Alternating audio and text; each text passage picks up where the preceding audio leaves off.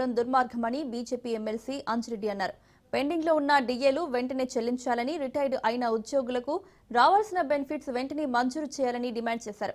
అలాగే కృష్ణా నది జలాల విషయంలో ప్రభుత్వం సమాధానం చెప్పాలని డిమాండ్ చేశారు.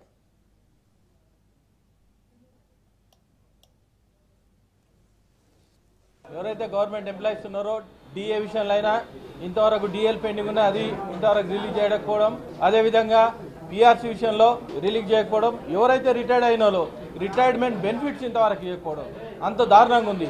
అదేవిధంగా యువత ఉద్యోగాల విషయంలో గతంలో అసెంబ్లీ సాక్షిగా ప్రవేశపెట్టిన బిల్లు కూడా చెప్పిన తర్వాత కూడా అది కూడా ఇంతవరకు ఇంప్లిమెంటేషన్ ఎక్కడ ఖాళీలు ఉన్నాయో అవి ఇమ్మీడియట్లీ ఫిలప్ చేయాలని డిమాండ్ చేస్తూ ఉన్నాం. యువతకు ఏదైతే 4,000 ఇస్తున్నారో అది కూడా ఇంతవరకు చేయలేరు. అదేవిధంగా రోడ్ల విషయంలో కూడా చాలామందికి ఏంటంటే ఈ రోడ్స్ ఏవైతే ఉన్నాయో రిప్రజెంటేషన్ ఇచ్చినాం, ఇంతవరకు తట్టెడు మట్టి ఎక్కడ రోడ్లు చేయలేరు. అదేవిధంగా పడంచేరు విషయంలో తీసుకుంటే ఆర్టీఓ రెవెన్యూ డివిజన్ ఎప్పుడో శాంక్షన్ అయింది, ఇంతవరకు అది ఇంప్లిమెంటేషన్ చేయలేదు. సబ్ రిజిస్టర్ ఆఫీస్ కూడా ఎప్పుడో శాంక్షన్ అయింది, ఇంతవరకు ఇంప్లిమెంటేషన్ చేయలేదు. కృష్ణా నది ఉంది, గోదావరి నది ఉంది, జలాలు ఎట్టి పరిస్థితుల్లో గతంలో కూడా ఈ 299 టీఎంసీలు ఏ సంవత్సరం కూడా మనం మొత్తము యూటిలైజ్ చేసిన దాఖలాలు లేవు. దీన్ని బట్టి చూస్తూ ఉంటే వీరు నిమ్మకి నీరెత్తినది ఉంది.